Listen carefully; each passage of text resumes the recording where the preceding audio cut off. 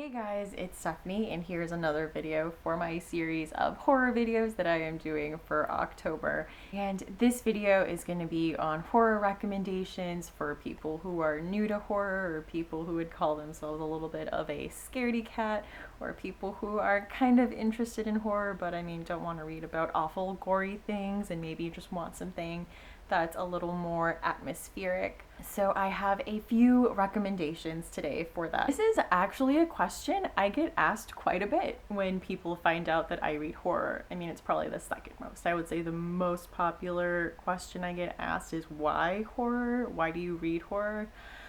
And I might do a video on that another day to address that and what draws me to horror and why I enjoy it so much.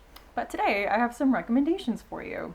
So the first recommendation is two recommendations. They're two books by the same author. And I'm going to recommend this if you are someone who reads a lot of modern classics and reads literary fiction. I would 100% recommend Shirley Jackson. The first novel I'm going to talk about is The Haunting of Hill House. So The Haunting of Hill House is about four strangers that are spending time in an abandoned mansion with a reputation for its paranormal phenomenon. One of them is a doctor who is studying the paranormal and wants to have documentation of some paranormal phenomenon.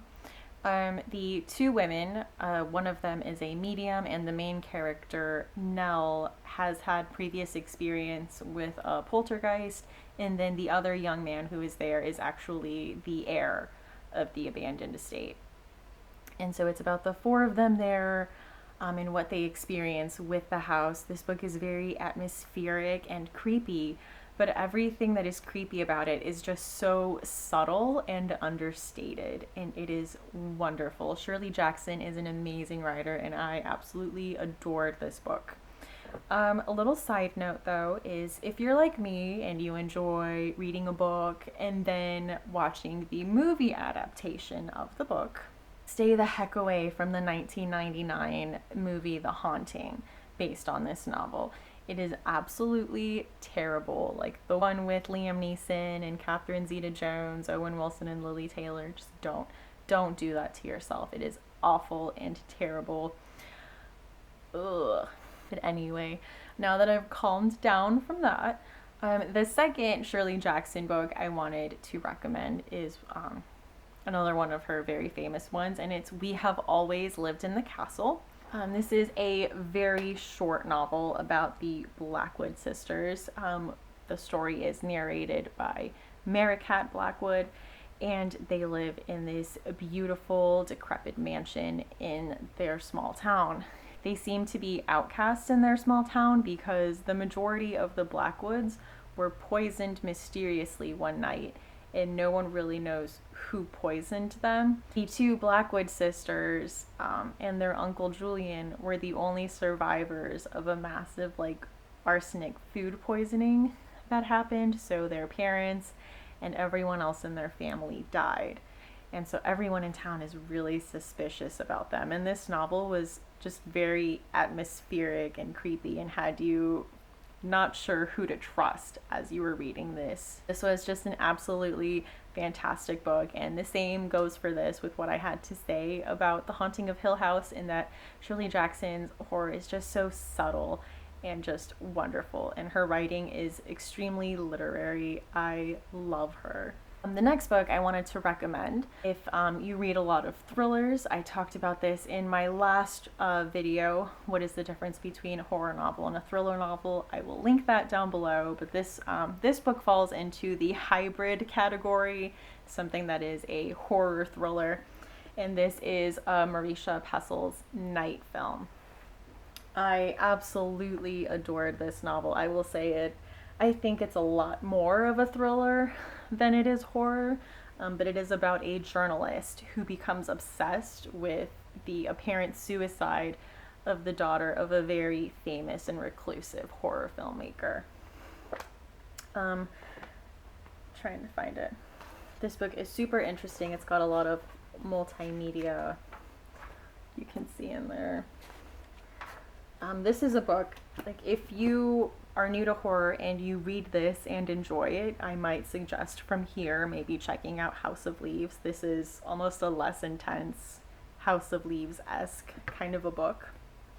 But I absolutely enjoyed it. It has a lot of other elements to it, but I thought the mystery in itself was actually very fascinating. Especially if you read thrillers and, like I mentioned, maybe you want to branch out and like try horror, I would try for a hybrid first and see how you like it. And then the last book I wanted to talk about is actually not classified as horror at all. It's just a mystery. There's no I've never seen it classified as horror, and this is Agatha Christie's And Then There Were None.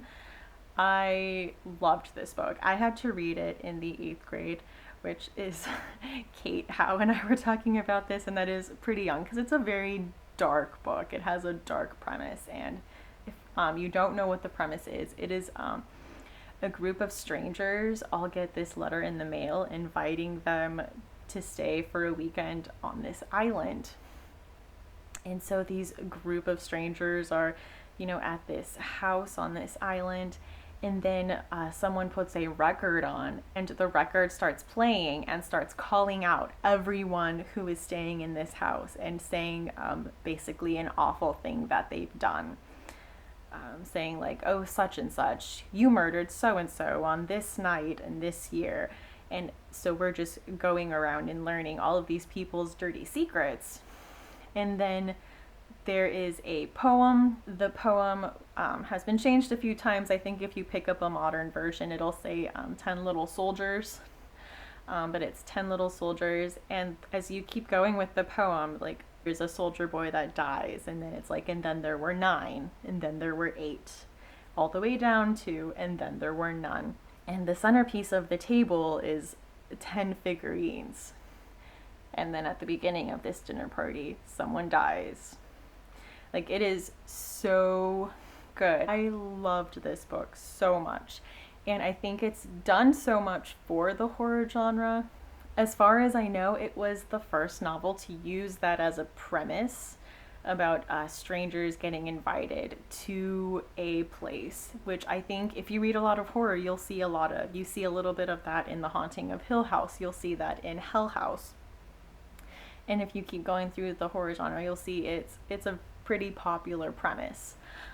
But I just absolutely loved it. So that one is just classified as a mystery.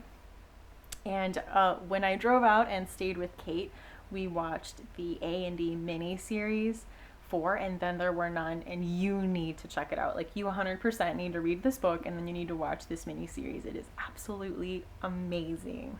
I felt like it did it justice. It was beautiful. I had seen other adaptations that I didn't feel that took this dark book and tried to make it lighter, and I feel like this book embraced the darker nature of this novel, and it did it really well. But anyway, guys, those are my recommendations. So come talk to me in the comments. Let me know if you've read any of these, if you want to read any of these, what your thoughts are on any of these book adaptations. Just let's talk. But anyway, thank you so much for watching, and I hope to see you again soon. Bye!